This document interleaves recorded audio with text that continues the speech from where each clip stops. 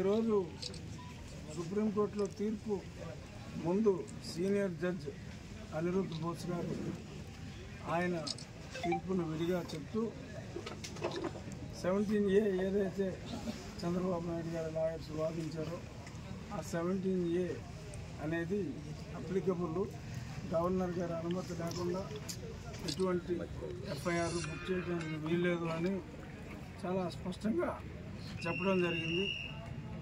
రెండవ judge junior judge Bela Trivedi గారు ఆవిడ జడ్జిమెంట్లో ఈ అభిప్రాయాన్ని డిఫర్ చేస్తూ 17A అప్లికబిలిటీ 2018 తర్వాత ఏదైనా ఎలిగేషన్ ఉంటే దానికే అప్లై అవుతుంది తప్ప దాని ముందుకున్న దానికి అప్లికబుల్ కాదు అన్నారు.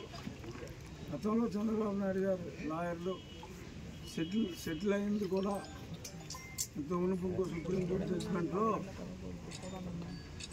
ఎఫ్ఐఆర్ ఎప్పుడు బుక్ చేశారు అనేది ప్రాతిపదిక 2018 ఆ చట్టం వచ్చిన తర్వాత జూన్ మాసంలో ఆ తర్వాత ఎటువంటి ఎఫ్ఐఆర్ బుక్ చేయాలన్నా అని గతంలో కూడా ఒక తీర్పు ఉంది. మరి అయినప్పటికీ వాళ్ళ సీనియర్ జడ్జి తీర్పు అనుకూలంగా, రెండో జడ్జి జూనియర్ జడ్జి తీర్పు అననుకూలంగా వచ్చింది.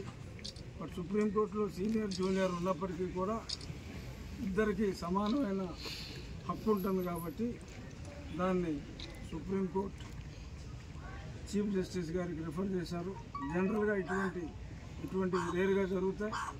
ఆ జరిగినప్పుడు 3 మెంబర్ బెంచ్కి వేయటం జరుగుతుంది. అది మళ్ళీ బెంచ్ కాన్స్టిట్యూట్ అవటం, మళ్ళీ ఆర్గ్యుమెంట్లు అవటం, మళ్ళీ తిరిగి ఇవన్నీ జరగాలి అంటే కనీసం చాలా తొందరగా అయితే, సూపర్ ఫాస్ట్గా అయితే ఒక 6 నెలల సమయం పట్టవచ్చు. కానీ బెయిల్స్ అన్నీ కూడా అన్ని కేసుల్లో కూడా చంద్రబాబు నాయుడు గారికి బెయిల్స్ వచ్చేసినాయి కాబట్టి ఎటువంటి ఇబ్బంది ఆయనకు ఉండదు.